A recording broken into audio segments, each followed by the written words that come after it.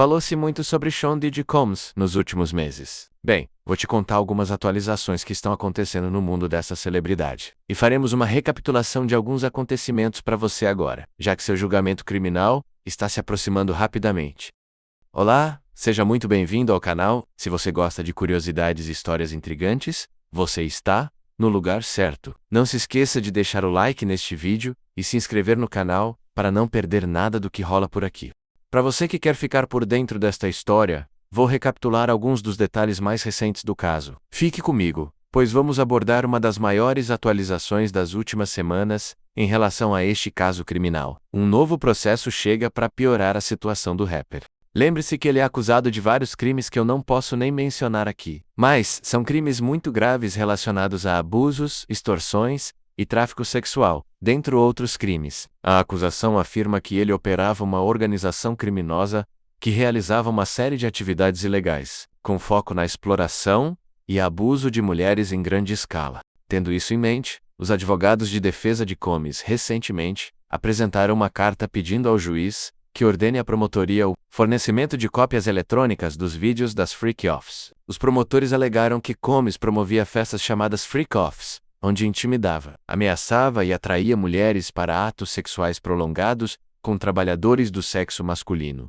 usando força, ameaças e coerção. Supostamente, estes atos foram filmados e gravados por Combs como uma forma de obter provas que poderiam ser usadas contra as vítimas. Mas por que a defesa quer essas cópias eletrônicas dos vídeos? Os advogados de defesa argumentam que precisam dessas gravações para revisá-las de maneira independente. A ordem de proteção emitida neste caso estabelece que as gravações em vídeo só podem ser executadas em um local designado. De acordo com a defesa, os promotores federais se recusam a fornecer essas provas diretamente para eles, o que obviamente não é vantajoso para a defesa. Mas o argumento vai além. Os advogados de Combs afirmam que essas gravações são essenciais, porque provam que ele não cometeu os crimes pelos quais foi acusado. Na mesma carta, os advogados dizem que, após revisar esses vídeos, eles poderiam confirmar a inocência de Combs, e que esta prova não pode ser utilizada a menos que elas sejam fornecidas eletronicamente. Segundo a carta da defesa, a pessoa mencionada na acusação como vítima, não apenas consentiu, mas também aproveitou plenamente a experiência. Acredita-se, aliás, que a vítima número 1 seja Cassandra Ventura. Cassandra é a ex-namorada do Diddy, que primeiro entrou com um processo de agressão sexual contra Combs em 2023. Ela ficou mundialmente conhecida pela filmagem de vigilância publicada pela CNN, mostrando uma situação de violência absurda que ocorreu no corredor de um hotel, onde Combs aparece agredindo Ventura enquanto vestia apenas uma toalha. É um vídeo muito perturbador. A defesa argumenta que os vídeos não mostram outros crimes e nem mesmo celebridades que estejam envolvidas. Situações de violência, coerção, ameaças, manipulação ou evidências de que alguém esteve sob influência de substâncias ilícitas. Provavelmente a defesa não vai evitar o termo freak-offs. Eles podem até aceitar que Combs chame essas atividades de freak-offs, mas vão argumentar que tudo foi consensual e dentro dos limites legais. Pode parecer diferente para mim e para você, mas, segundo eles, não havia nada acontecendo ilegalmente. Segundo o advogado de defesa criminal Bradford Cohen, que já representou celebridades como Drake e Lil Wayne, a questão central é se, com base na descrição que a defesa faria desses vídeos, isso poderia acabar com o caso da promotoria. Segundo ele, se as gravações mostram tudo o que a defesa descreve, e isso definitivamente não é bom para a acusação. Pergunta-se como eles vão usar essas gravações. Obviamente, a vítima terá que testemunhar que sofreu abuso físico e mental, e é por isso que participou dessas atividades. O advogado supõe que eles usarão as gravações para mostrar que havia trabalhadores sexuais envolvidos e que esses trabalhadores foram pagos.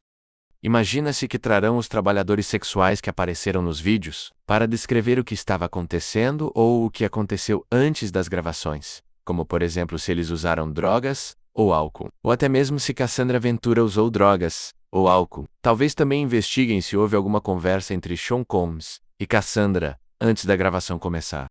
A outra coisa a ser abordada aqui com relação ao argumento dos advogados de Sean Combs, a defesa alega que essas fitas não foram apreendidas das propriedades de Combs. Argumentam que a ideia de que ele tinha essas fitas secretas como garantia para serem usadas contra qualquer pessoa que se voltasse contra ele é falsa.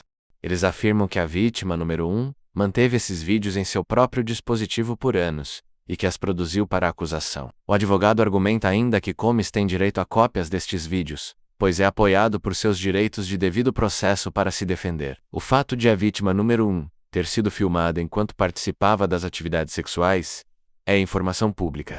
Na verdade, a acusação divulgou que esses eram atos sexuais prolongados com profissionais do sexo. Foram divulgados diversos fatos, incluindo o uso de lubrificante de óleo de bebê, roupas de cama extras e entrega de fluidos intravenosos. A acusação até realizou uma coletiva de imprensa, divulgando a apreensão de mais de 1.000 frascos de lubrificante pessoal e óleo de bebê, e afirmou publicamente que durante as festas as supostas vítimas foram submetidas a abuso físico e emocional, incluindo tendo sido agredidas, e que as alegações das supostas vítimas são corroboradas por vídeos. A defesa caracteriza essa mesma evidência como prova de inocência e que demonstram que os atos eram consensuais. Para a defesa, há um padrão injusto, que demonstra a intenção da acusação de enganar o público e o tribunal. Em outras palavras, a defesa alega que a acusação já contou a todos, fornecendo sua própria caracterização do que aconteceu. Agora vamos falar sobre o cronograma do julgamento. Em 1º de fevereiro, uma carta apresentada pela promotoria será entregue e deve expor os atos e condutas específicos que ela diz que provam os crimes. Talvez informe datas, horários, lugares e até mesmo os participantes. Podem ser definidos fatos, com mais clareza e detalhes, neste caso. Em 17 de fevereiro, ambos os lados precisam ter suas moções pré-julgamento protocoladas. As respostas destes registros devem ser entregues uma semana depois, em 10 de março, e então, quando chegar a hora da seleção do júri, o que provavelmente será uma tarefa e tanto, tendo em vista que se trata de uma celebridade mundial e o quanto esse caso foi divulgado. Os formulários do questionário do júri devem ser entregues em 11 de abril. Acredita-se que será difícil tentar encontrar jurados justos e imparciais, especialmente quando há tanta cobertura da mídia. Uma outra atualização diz respeito ao novo processo de agressão sexual, que foi aberto no Tribunal Estadual de Nova York. Neste processo, as empresas de Sean Combs, como a Bad Boy Records, são réis, bem como outros réus desconhecidos. Nesta nova ação, a autora requer reparação de danos substanciais e vitalícios que a vítima sofreu, como resultado de ter sido drogada, abusada e agredida sexualmente por Combs, enquanto outros co-réus facilitaram ou participaram diretamente. De acordo com a queixa, a pessoa cresceu em Lower Manhattan. Ela tinha 16 anos e morava com o pai e a madrasta. Quando começou a trabalhar meio período como babá, em um prédio na esquina de sua casa, ela diz que uma das mulheres que morava naquele prédio, que ela descreve como uma mulher bem conhecida, estava em um relacionamento com Combs.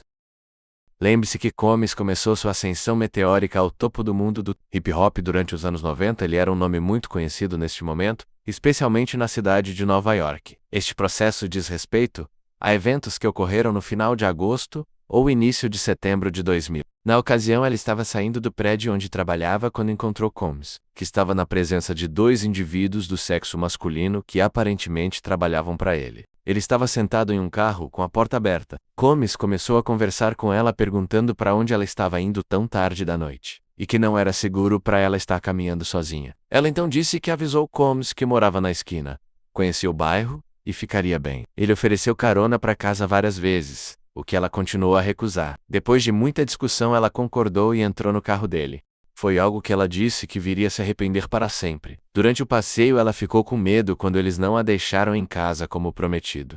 O réu deu-lhe uma bebida para tentar acalmá-la. Ela logo ficou grogue e instável, e então disse que Combs e sua equipe, os 2 réus do sexo masculino, seguiram para um local onde ela foi abusada sexualmente por Combs.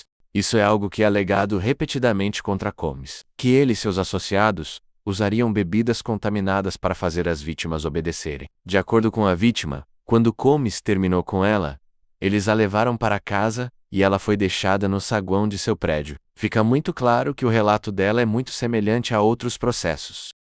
A equipe jurídica respondeu a este último processo em uma declaração à revista People, dizendo que não importa quantos processos sejam movidos, isso não mudará o fato de que o Sr. Combs nunca abusou sexualmente ou fez tráfico sexual de ninguém, homem ou mulher, adulto ou menor. Segundo os advogados, vivemos em um mundo onde qualquer pessoa pode entrar com uma ação judicial por qualquer motivo. E que, felizmente, existe um processo judicial justo e imparcial para descobrir a verdade, e o Sr. Combs está confiante de que prevalecerá no tribunal. Combs sempre alegou sua inocência, e embora Combs seja réu naquele processo bombástico, que foi movido contra ele por Cassandra Ventura, em 2023, ele nunca foi considerado responsável por qualquer má conduta sexual em nenhum desses processos, até agora. Combs sempre alegou sua inocência. Embora ele seja réu naquele processo bombástico que foi movido contra ele por Cassandra Ventura em 2023, ele nunca foi considerado responsável por qualquer má conduta sexual em nenhum desses processos até agora.